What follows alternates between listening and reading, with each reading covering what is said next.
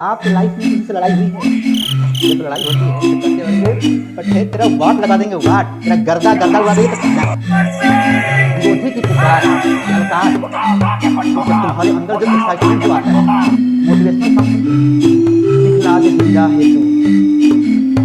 कहने का मतलब विरोधी की पुकार जब होती है या कोई कठिन कार्य जब करना होता है तब मन में जो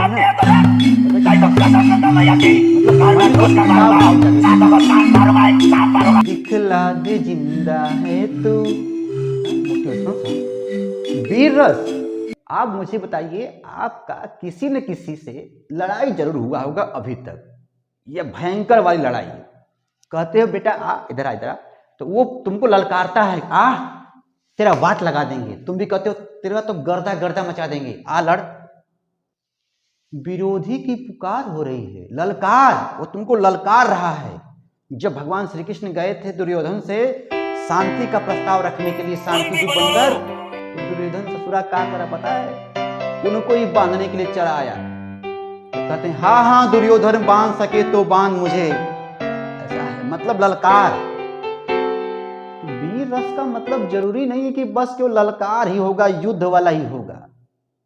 किसी कठिन कार्य को जब आप करते हैं ना, और कठिन कार्य को करने के लिए जो आपके अंदर जो उत्साह होता है, एक्साइटमेंट, इसको तो मैं गर्दा गर्दा मचा दूंगा। हिंदी का पेपर है, इसमें तो मैं हाँ गर्दा गर्दा मचा देंगे। तो अंदर जो उत्साह का जो भाव उत्पन्न हो रहा है, तो कुल मिला जुला करके मेरे भाई वीर रस की परिभाषा, उदाहरण किसको पढ़ना है?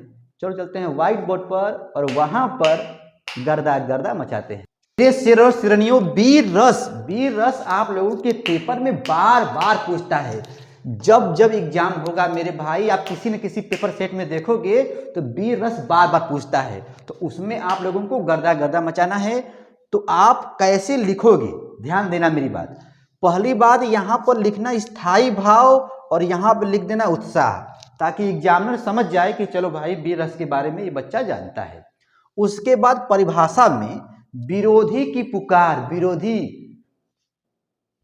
ललकार रहा है, ठीक है ना, समझ रहे हो ना? जब किसी से लड़ाई जब होती है, ललकार रहा है, मतलब विरोधी की पुकार, ललकार पर युद्ध या कोई कठिन कार्य है, किसी कार्य को करने के लिए, कठिन कार्य को करने के लिए हृदय में उत्साह नामक भाव जागृत होता है।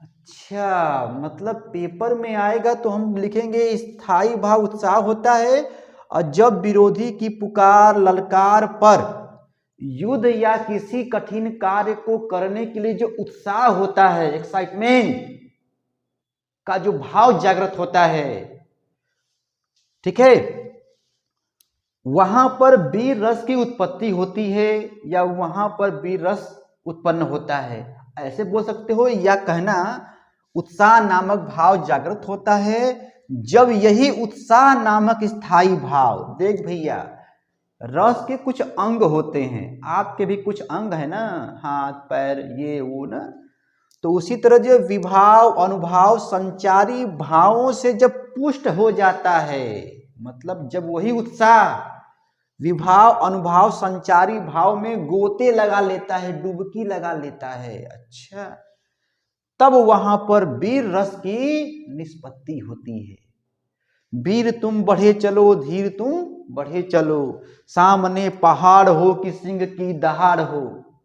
बचपन में आप लोग पढ़े होंगे कविता, तो ज्यादा टाइम नहीं लगेगी मेरे भाई, इंपॉर्टेंट है, ये हर साल पूछता है। प्लीज शेयर एमके सर जी का चैनल मेरे भाई, भूल नहीं जाना रे। वीर रस जब आएगा तो वीर रस को मेरे भाई वीर रस के तरह गर्दा गर्दा मचाना, ठीक है ना? इसका स्क्रीनशॉट मार लो, हम फिर आएंगे अगले वीडियो में।